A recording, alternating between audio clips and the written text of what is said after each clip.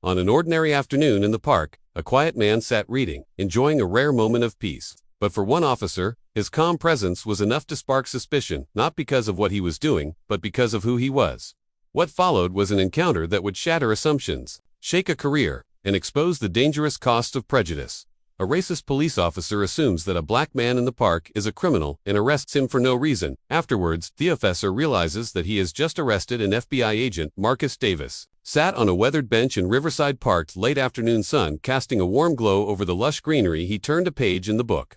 He was reading momentarily, losing himself in the quiet rustle of leaves and the distant laughter of children. Playing the park was one of his favorite places, a small sanctuary in a bustling city, where he could clear his mind and escape the demands of his job today. Though his thoughts were interrupted across the park, officer Brian Harkins patrolled Theria, his sharp eyes scanning the surroundings. He had walked this beat for over 2 decades, and in his mind, he knew this city better than anyone when he noticed Marcus sitting alone on the bench. Something in his gut stirred, a feeling he had learned to trust over the years. A black man sitting alone to call home to. Composed suspicion prickled at the edges of his thoughts. Never seen him around here before, Brian muttered under his breath. He stopped walking and watched Marcus for a moment, trying to place the feeling. There had been reports of a suspect fitting a general description that matched Marcus, a vague, flimsy lead, but it was enough for Brian. Marcus felt the weight of someone's gaze and looked up from his book.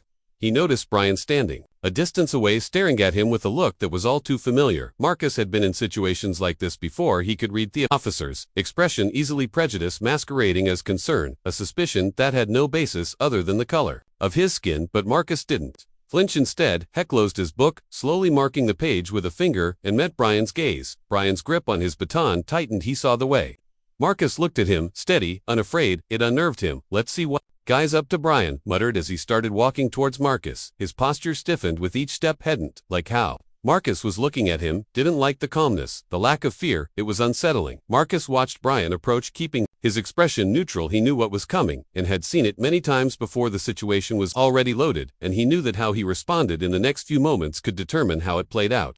He wasn't in the mood for this today, but he also wasn't going to give the officer any reason to escalate the situation after him, Brian said as he reached the bench. His tone was polite, but there was an edge to it. Marcus could hear the underlying suspicion. Afternoon, Marcus replied, his voice calm, and even he kept his hands visible, resting them on the closed book in his lap. What brings you out here today? Brian asked, his eyes skinning Marcus's face, then flicking to the book. He was fishing for something, anything to justify the feeling. Knowing get him just enjoying the park, Marcus said. It's a nice day. Brian nodded slowly. Thou.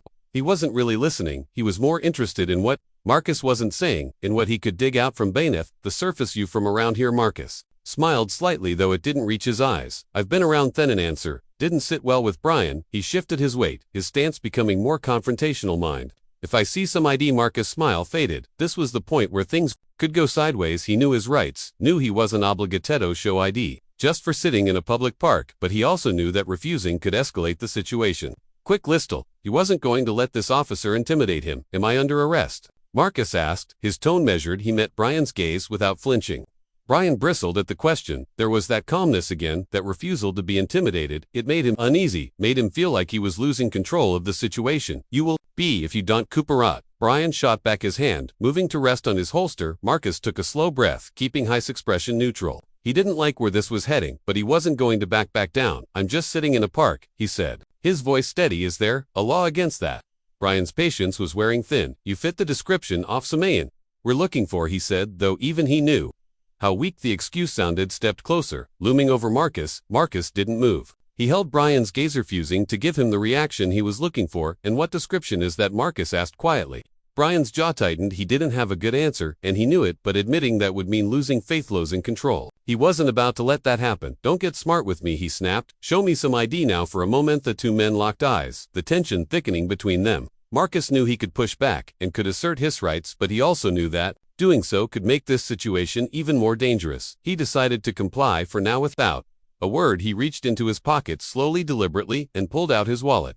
Brian watched every movement closely, his body coiled like a spring. When Marcus' hand handed over his ID, Brian snatched it out of his hand and glanced at it. The name didn't mean anything to him, but that didn't matter. He'd already made up his mind. Stand up, Brian ordered, stepping back to give Marcus room. Marcus sighed inwardly, but did as he was told. Rising slowly from them, he kept his hands visible, not wanting to give Brian any reason to claim he felt threatened. Turn around, Brian said, pulling out a pair of handcuffs.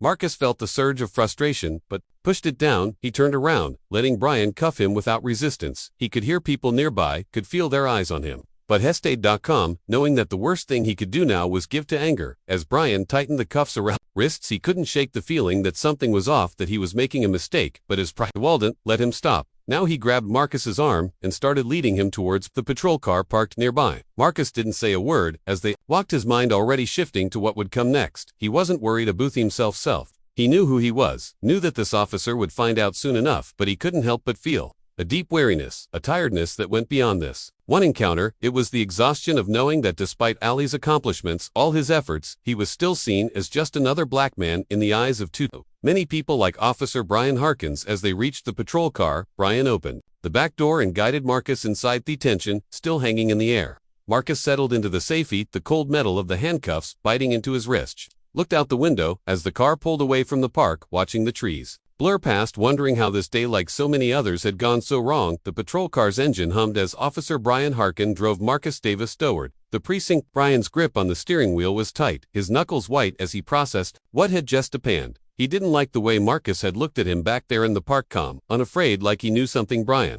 did it greet at him, made him question his instincts, but his pride wouldn't let him admit that Marcus sat quietly in the back seat, his hands cuffed behind him. The city streets blurred by, but his mind wasn't on thepasing scenery. Instead, he was focused on what would happen next. He knew the system knew how quickly things could escalate if he wasn't careful, but he also knew his own power, the authority that came with his position, an authority that Officer Harkin had no idea about. As they neared the precinct, Brian glanced at Marcus in the rearview mirror. "What were you really doing in that park?" he asked, his voice edged with suspicion. Marcus met Brian's eyes in the mirror, his expression unreadable. "I told you," he replied calmly, "I was just reading." Brian scoffed. "A guy like you just sitting around reading? You expect me to believe it that?" Marcus raised an eyebrow. "A guy like me," he repeated, his tone measured. Brian hesitated for a moment, realizing theslip in his words, but instead of backing down, he doubled down. "You don't look like someone who spends his afternoons reading in the park," he said, trying to justify his actions. Marcus didn't respond immediately. He let the silence stretch, the tension in the car thickening. When he finally spoke, his voice was cool, controlled. "And what do someone like me look like, officer?"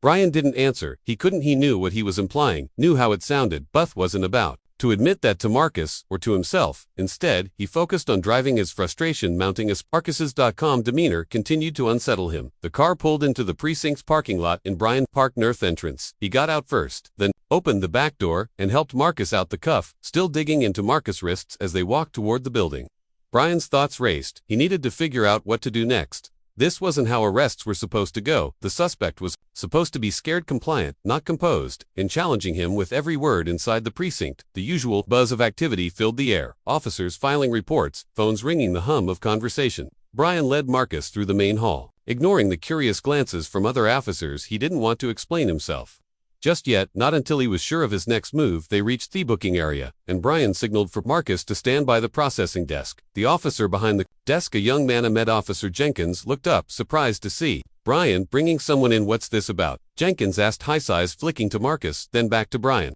"Caught him acting suspicious in the park," Brian replied, his tone clippy. Handed over Marcus's ID, still unwilling to admit that he didn't have a solid reason for the arrest. Jenkins glanced at the ID, then back at Marcus. There was a flicker of recognition in his eyes, but he quickly masked it, nodding as he began typing into the computer. Marcus noticed the brief hesitation, filing it away. In his min-depth recognition was subtle, but it was there. Someone in this precinct knew who he was. "Captain Bennett's in her office," Jenkins said, as he handed the ID back to Brian. "You'll need to take him to her." Brian stiffened slightly. Captain Laura Bennett was known for being tough but fair, a stickler for procedure. He hadn't planned on involving her so soon, but hadn't have a choice. "All right," Brian said, his voice tight. He turned to Marcus, his grip firm on Marcus's arm. "Let's go." Marcus walked beside Brian, his expression still unreadable. As they approached Captain Bennett's office, Heckled sensed the tension in Brian, the uncertainty that the officer was trying so hard to hide. It was the first crack in the armor, and Marcus noted it with quiet satisfaction. Brian knocked on the door, then opened it when he heard Captain Bennett's voice from inside. The office was neat, organized, with a large desk in the center and shelves lined with books and files. Captain Bennett, a woman in her early 40s with sharp eyes and a nonsense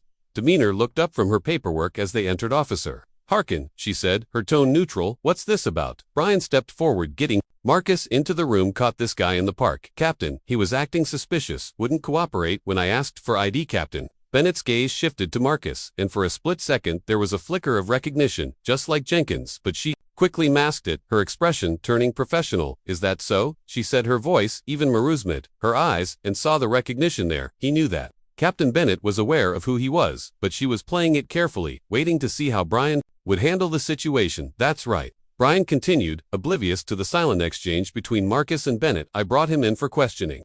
Captain Bennett nodded slowly, her eyes narrowing slightly. I see. And did you have probable cause to arrest him? Brian hesitated, feeling the ground beneath him start to shift. He wouldn't cooperate, Captain, he repeated, though it sounded weaker this time. Captain Bennett leaned back in her chair, studying Brian carefully. Officer Harkin, why don't you step outside for a moment? I'd like to speak with Mr. Davis alone. Brian blinked, taken aback by the request, but Captain, outside Harkin's Bennett said firmly, leaving no room for argument. Reluctantly, Brian released Marcus and stepped out of the office, the door behind him. As soon as he was gone, Captain Bennett's demeanor shifted slightly, becoming less formal. Mr. Davis, she said, her voice calm. I apologize for this misunderstanding. Marcus allowed himself a small smile. No need to apologize, Captain. You're just doing your job, Bennett sighed, glancing at the closed door. I'm aware of who you are, but I'd appreciate if we kept that under wraps for now. I need to handle this situation carefully. Marcus nodded. Of course, I'm not here to cause trouble. Captain, I just want to make sure things are handled properly. They will be. Bennett assured him. I'll speak with Officer Harkin and deal with this appropriately, but I have to ask, why didn't you just tell him who you are? Marcus's smile faded, replaced by a more serious expression. Because it shouldn't matter, Captain. My identity shouldn't be the reason he decides to treat me with respect. Captain Bennett considered his words, then nodded in understanding. You're right, it shouldn't matter, but unfortunately, it does to some people. Theron fell silent for a moment, the weight of the situation hanging in the air. Finally, Captain Bennett stood up. I'll call Officer Harkin back and we'll resolve this. Marcus nodded again, watching as Captain Bennett, MVE2. Theodore, the confrontation wasn't over, but he knew he had the upper hand. Now the truth would come out soon enough. And Afisa, Harkin would have to face the consequences of his actions. As Captain Bennett opened the door, Brian stepped back inside, his expression wary. He could sense that something had shifted, but he didn't know what. He glanced at Marcus Waugh stood calmly, waiting. Mr. Davis, here is not the man you were looking for. You'll release him immediately. Brian blinked, the words taking a moment to sink in. What but, Captain? He immediately advisor, Bennett repeated, her voice leaving no room for argument.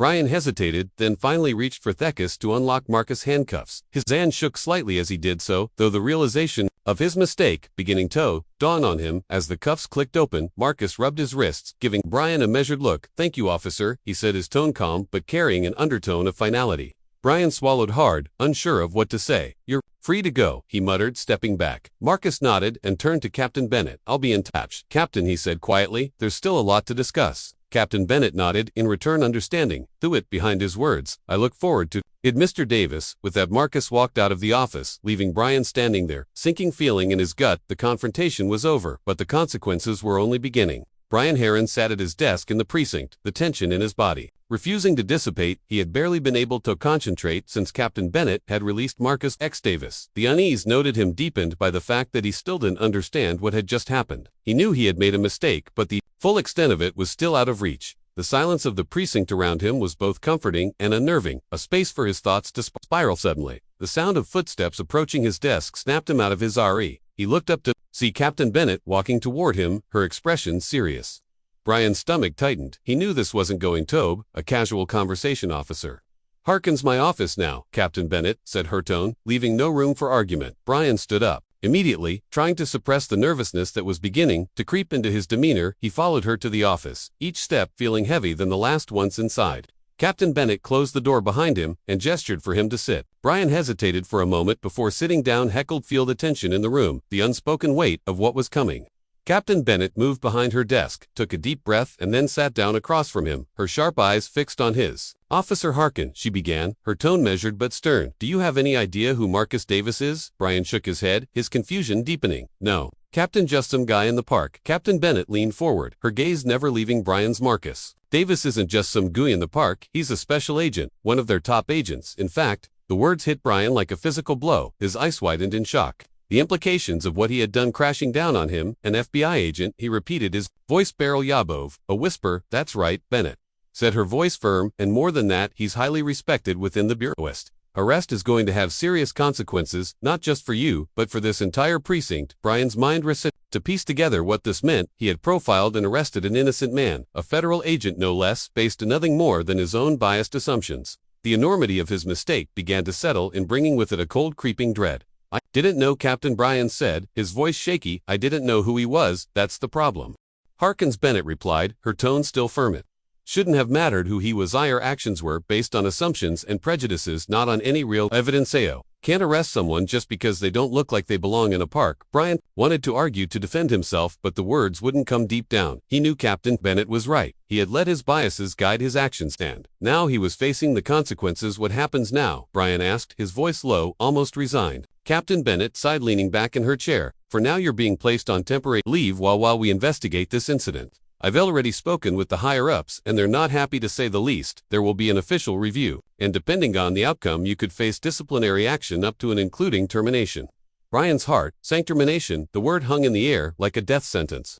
He had been a cop for over 2 decades, and the thought of closing his career was almost too much to bear, but as much as he wanted Todney, he knew he had no one to blame but himself. I understand," Captain Brian finally said, his voice barely above a whisper. Bennett studied him for a moment, her expression softening slightly. "I know this isn't easy to hear, Harkin, but you need to understand that your actions have consequences, not just for you but for the people you serve. We can't afford to have officers who let their biases dictate their decisions." Brian nodded. His mind was still reeling. The reality of his situation was starting to sink in, and with it came a flood of regret. He had always prided himself on being a good cop, someone who upheld the law and protected the community, but now all of that was in jeopardy because of one careless, prejudiced decision. Captain Bennett stood up, signaling that the conversation was over. "You're dismissed, Officer Harkin. I'll notify you when their view is scheduled." Brian stood up as well, feeling the weight of the world on his shoulders. "Thank you, Captain," he mumbled before turning and walking out of the office. As he left the precinct, the familiar sights and sounds that hadn't brought him comfort now felt distant, almost alien. He walked to his car in a daze, the reality of his situation pressing down on him like a heavy fog. He had been a cop for so long that he didn't know who he was without badge. The thought of losing it, of being branded as a failure, terrified him, but beneath the fear there was something else, an unfamiliar sense of doubt. For the first time, Brian was forced to confront the fact that maybe, just maybe, he wasn't the upstanding officer he had always believed himself to be, that maybe had let his biases and prejudices guide his actions more than he was willing to admit. As he drove home, Thessaly streets passing by in a blur, Brian couldn't shake the image of Marcus Davis's calm, unflinching gaze. It was a look that had unsettled him from the start, and now he understood why Marcus had seen right through him, had known exactly what was happening even before Brian himself did. When Brian finally arrived home, he sat in his car for a long moment, staring at the steering wheel. The day events played over and over in his mind, each repetition making weight of his actions heavier. He didn't know what the future held, but he knew that his life had just changed. It, or vocally, with a heavy sigh, Brian got out of the car and walked into his house. The silence of the empty rooms pressing in on him, he sank into a chair, his thoughts a tangled mess of fear, regret, and uncertainty. For the first time in a long while, he didn't know what to do next. Brian Harkin stood in the corridor outside the conference room, his heart pounding in his chest. The precinct was quieter than usual, the atmosphere heavy with the anticipation of what was about to unfold. The official review was about to begin, and Brian knew that every word said in the next hour could determine the future of his career. He glanced at his reflection in the window across from him. The man staring back looked older, more worn than he had just days. There was a stiffness in his posture, a tightness of around his eyes that hadn't been there before. He straightened his uniform form, took a deep breath, and forced himself to focus. This was his chance to explain, to justify his actions, though deep down he wasn't sure how to do that anymore. The door to the conference room opened and Captain Bennett appeared, her expression unreadable. "We're ready for you, Officer Harkins," she said, her voice steady. Brian nodded, swallowing hard as he followed her into the room. Inside, the atmosphere was tense. The long table was lined with stern-faced officials, representatives from the PRIST's Internal Affairs Division, a couple of high-ranking officers, and at the far end, a man in a suit whom Brian instantly recognized as Marcus Davis. Marcus's presence was like a punch to the gut. Brian had hoped that he wouldn't have to face him again, but there he was, sitting calmly, his eyes focused on Brian, as if studying him. The look in those eyes was the same as before, calm, unflinching, but with an edge of quiet authority that made Brian feel small. Captain Bennett took her seat at the head of the table, motioning for Brian to sit in the chair opposite one. He did so, trying to ignore the way his palms were sweating. The room was silent, the weight of judgment heavy in the air. "Officer Harkin," Bennett began, her tone formal, "this review is to determine the appropriateness of your actions during the arrest of Mr. Marcus Davis. We will go over the events leading up to the arrest, your conduct during the arrest, and the consequences that have followed. Do you understand the gravitas of this situation? Yes, Captain Brian, replied his voice low but steady. He glanced briefly at Marcus, who was watching him intently before returning his focus to Bennett. Good, Bennett said, nodding. Let's start with the incident. According to your statement, you arrested Mr. Davis because you believed he was a suspect in a recent series of robberies. Is that correct? Brian nodded. Yes, Captain. I saw him in the park and matched the description. We had tall black male, early 40s. He was acting suspiciously, so I approached him. And what exactly was suspicious about his behavior? Bennett asked, her tone neutral but probing. Brian hesitated, knowing that his answer here was crucial. He was alone, just sitting there, and when I asked for his ID, he was evasive. Evasive, how Bennett pressed. He didn't want to show me his ID right away. Brian explained that. Even as he said the words, they sounded weak to his own ears. He seemed like he was hiding something. Marcus' voice cut through. The air calm but firm. I was reading a book, Officer Harkins. Note exactly the behavior of a criminal.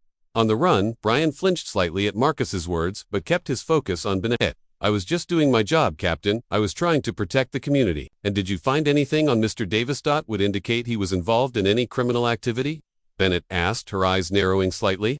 Brian shook his head. No one. He was clean. There was a pause, a heavy silence that filled the room as everyone processed what had been said. Then one of the internal affairs officers spoke up, his voice stern. Officer Harkins, did it ever occur to you that Mr. Davis might have been telling the truth, that he wasn't the suspect you were looking for? Brian hesitated. Again, his mind racing for the right words. I was following protocol. We're trained to be cautious, to assume that someone might be dangerous until proven otherwise. But did you consider that your assumptions might have been influenced by factors other than protocol? The officer asked pointedly. Brian's throat tightened. He knew what they were getting at, and he knew there was no good answer. I didn't mean to profile him, he said, his voice faltering slightly. I was just doing my job. Marcus leaned forward, slightly, his gaze still fixed on Brian. Your job is to protect and serve Officer Harkin, not to judge people based on their appearance. Brian met Marcus's eyes, and for a moment he felt a surge of defensiveness, but it was quickly followed by a wave of guilt. He had been in law enforcement long enough to know when he was wrong, and this was one of those times. Captain Bennett cleared her throat, drawing the room's attention back to her. Officer Harkins, this review isn't just about what happened that day, it's about the mindset that led to your actions. One need to ensure that every officer in this precinct is upholding the values of fairness and justice. This isn't just about you, it's about the integrity of the entire police force. Brian felt a sinking feeling in his gut. He knew this wasn't just about whether or not he had made a mistake. It was about whether he was fit to continue wearing the badge. Realization hit him hard, and for a moment he struggled to find his voice. I understand, Captain, he finally said, his voice barely above a whisper. I didn't mean to, I didn't want to. He stopped, the words choking in his throat. Captain Bennett softened slightly, though her tone remained firm. We all make mistakes, Harkins, but it's how we deal with those mistakes that define us. You need to think very carefully about the kind of officer you want to be. There was another long pause, the weight of the situation pressing down on everyone in the room. Then Marcus spoke again, his calm but carrying a weight of authority. Captain Bennett, may I say something? Bennett nodded. Of course, Mr. Davis. Marcus stood up, his presence commanding the attention of the room. He looked directly at Brian, his expression serious but not unkind. I understand that being a police officer is a difficult job. You are under constant pressure, and sometimes that pre-pressure can lead to bad decisions. But we can't allow those bad decisions to go unchecked. This isn't just about holding Officer Hart accountable, it's about ensuring that something like this doesn't happen again. Brian listened, his heart heavy. He knew Marcus was right, but the truth of it was hard to swallow. He had spent his entire career believing he was doing the right thing, but now he was faced with the reality that his actions had caused harm, that his biases had blinded him to the truth. Marcus continued, his voice steady. I am not here to ruin anyone's career. Booty, I'm here to make sure that the next time an officer encounters someone like me, they think twice before making assumptions. This is an opportunity for change, and I hope that this precinct will take it seriously. Captain Bennett nodded, her expression thoughtful. Thank you, Mr. Davis, your words are noted. Marcus sat down again, his gaze still on Brian. There was no malice in his eyes, but there was a firmness, a resolve that made it clear he wouldn't tolerate any further injustice. Captain Bennett looked at Brian, her tone softer but still authoritative. Officer Harkins, you'll remain on temporary leave while we continue this review. I suggest you take this time to reflect on what's been said here today. We'll reconvene in a few days to discuss the next step. Brian nodded numbly, the weight of everything on him. Yes, Captain, he said quietly. The meeting was adjourned, and as the officials began to file out of the room, Brian remained seated, his mind racing. He had come into this review hoping to defend himself, to justify his actions. But now all he could think about was how wrong he had been. The realization was like a cold hard truth that he couldn't escape. As the last of the officials left the room, Brian stood up slowly, his movements heavy with the bird of Histouts. He glanced at Marcus one last time, and for a moment their eyes met. There was no animosity in Marcus's gaze, just a quiet determination, a resolve to see justice done. Brian looked away, unable to hold Marcus's gaze any longer. He knew that he had a lot to think about, a lot to come to terms with, and as he walked out of the conference room, the weight of his actions and their consequences hung over him like a dark cloud. Captain Laura Bennett sat in her office, staring at the stack of reports on her desk. Each piece of paper represented a fragment of the truth. She was trying to piece together the internal investigation into Brian Harkin's conduct was underway, and it was her responsibility to ensure that every detail was thoroughly examined. She rubbed her temples, feeling the tension in her shoulders. The precinct had always prided itself on maintaining high standards, but this incident had shaken that foundation. Whatever the outcome, Bennett knew that the investigation would have far-reaching consequences. Not just for Brian, but for the entire department. Taking a deep breath, she reached for the first report, the initial witness statements from the park. She had already read them multiple times, but each reread added weight to the growing evidence against Brian. The witnesses, all park-goers present during arrest, described the event with stark clarity. Their accounts were consistent. Brian had approached Marcus Davis with an assumption that he was a criminal, without hesitation, and without attempting to de-escalate. Bennett Tornado, the report, the body cam footage. She had watched it several times, each viewing more uncomfortable than the last. Footage was clear and unambiguous. Brian's voice, his tone, Ishan, and his booty language reflected the assumptions he had made from the moment he saw Marcus. The aggression in his approach way he had disregarded. Marcus's attempts to explain the force he used during the arrest. It was all there laid bare for anyone to see. A knock at the door pulled Bennett from her thoughts. She looked up to see Detective Harper, her second in command for the investigation, standing in the doorway. "I've got the last of the witness interviews," Harper said, holding up a file, "and I've scheduled Marcus Davis for later this afternoon." "Thanks, Harper," Bennett replied, taking the file. "How's it looking?" Harper sighed, running a hand through his graying hair. "Not good, Captain.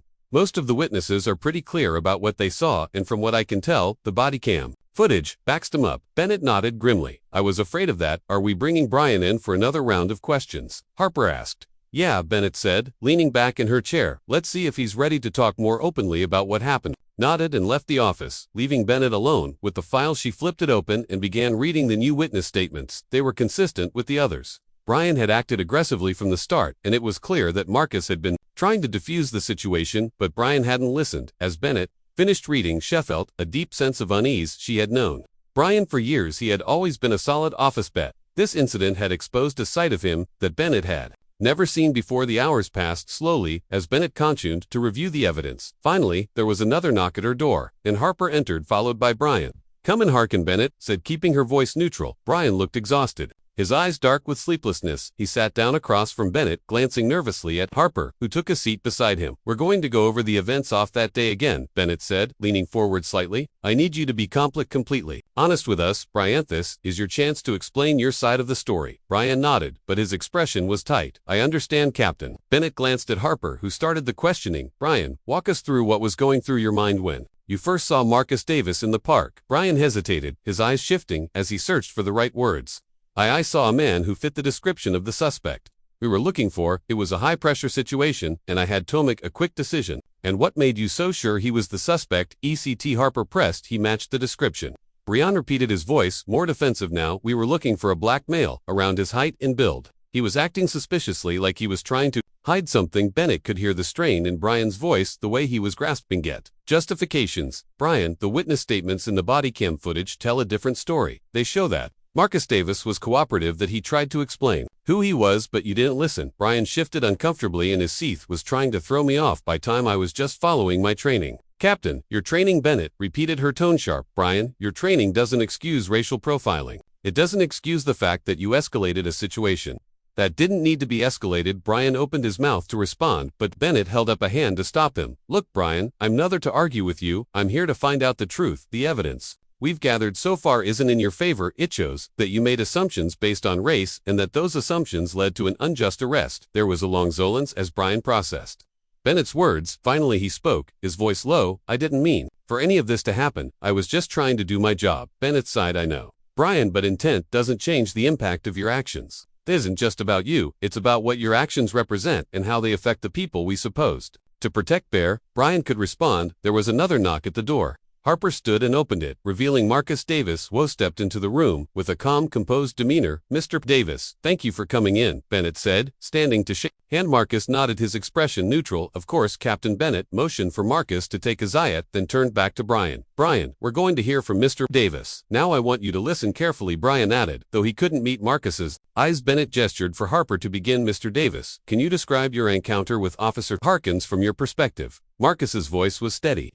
"I was at the park, enjoying my day off, when Officer Harkin approached me. He was aggressive from the start, demanding to see my ID and questioning me like I was already guilty of something. I tried to explain that I was an FBI agent, that there must have been some mistake, but hadn't. Listen, he cuffed me, pushed me to the ground, and treated me like a criminal." Brian flinched at Marcus' words, but he remained silent, his gaze fixed on the table in front of him.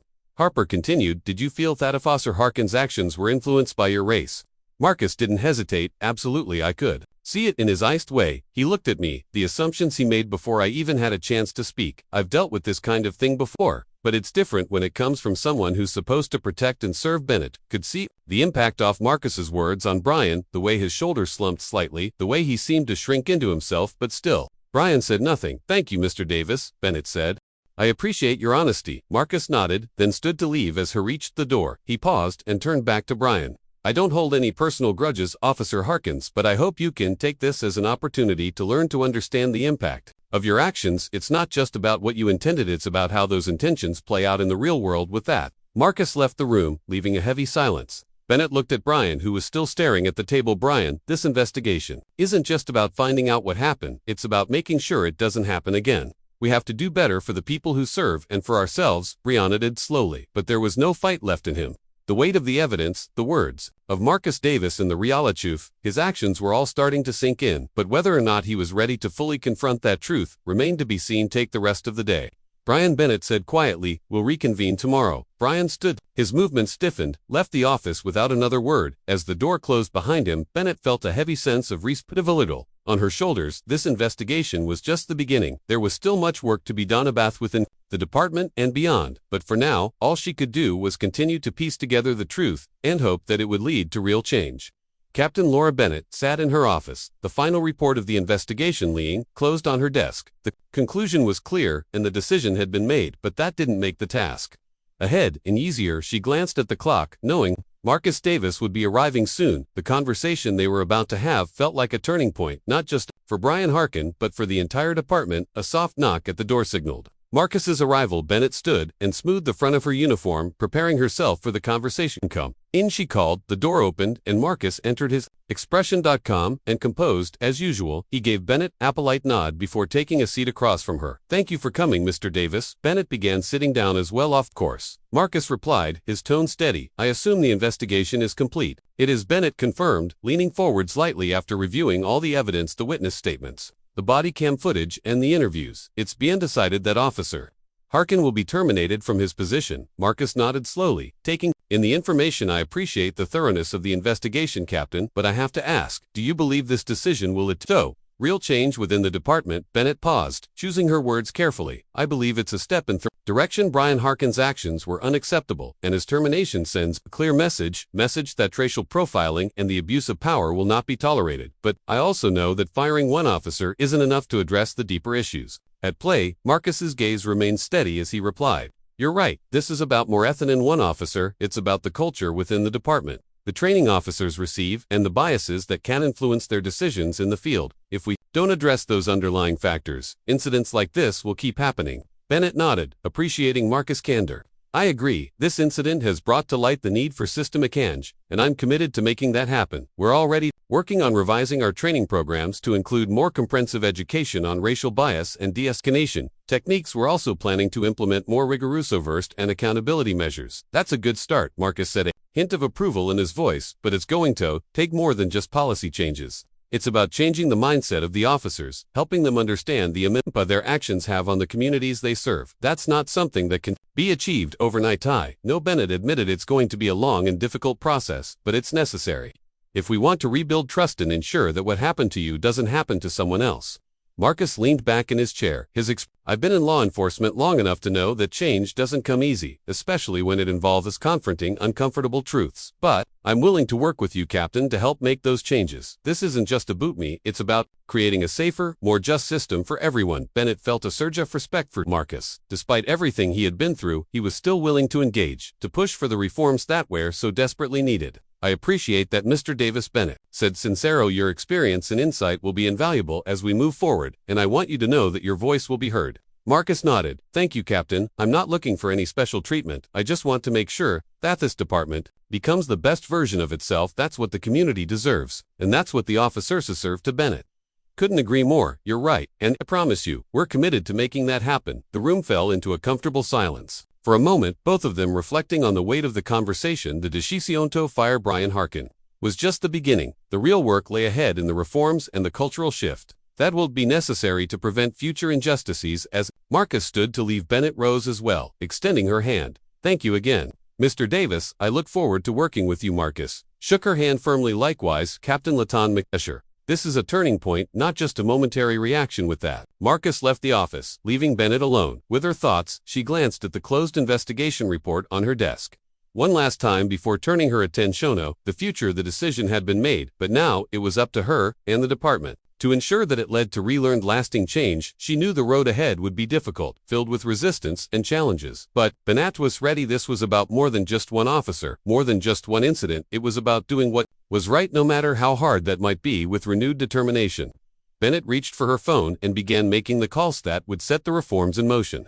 The department needed to evolve, and she would do everything in her power to make it did. The morning was overcast as Marcus Davis walked up the steps of the precinct. The air felt heavy, like the city itself was holding its breath, waiting to see what would happen next. Inside, the atmosphere was tense but charged with a sense of anticipation. The changes Captain Bennett had promised were starting to take shape, but there was still a long road ahead. As Marcus entered the building, he noticed the subtle shifts in the environment. A new bulletin board near the entrance displayed information about upcoming workshops on racial bias and de-escalation techniques. Officers moved through the halls with a different energy, their conversations quieter, more serious. The events of the past few weeks had left an indelible mark on everyone. Marcus made his way to Captain Bennett's office, nodding politely to the officers past. Some returned the gesture with respect, while others avoided his gestal. Grappling with the fallout of what had happened when he reached Bennett's office, he found the door slightly ajar, knocked softly before pushing it open. Come in, Bennett called, looking up from her desk. Marcus stepped inside, closing the door behind him. Bennett rose from her chair and offered him a warm smile. Good to see you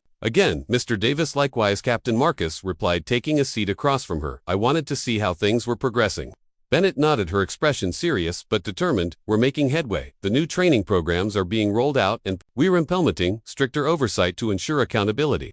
It's a start, but there's still a lot of work to be done. Marcus appreciated her honesty. Change takes time, but it's encouraging to see the steps you are taking. How's the department handling? If there's been some pushback, Bennett admitted, not everyone is on board, but most of the officers understand that these changes are necessary. We've had a few difficult conversations, but I'm hopeful that we're moving in the right direction. Marcus leaned forward slightly, his gaze intent. That's good to hear. It's important to keep the momentum going to make sure these changes are more than just a response to one incident. Agreed, Bennett said. This is about building a new foundation for how we operate, one that's rooted in fairness and respect for everyone we serve. As they spoke, the door to the office opened again, and Brian Harkin stepped inside. His face was drawn, high size, shadowed with exhaustion.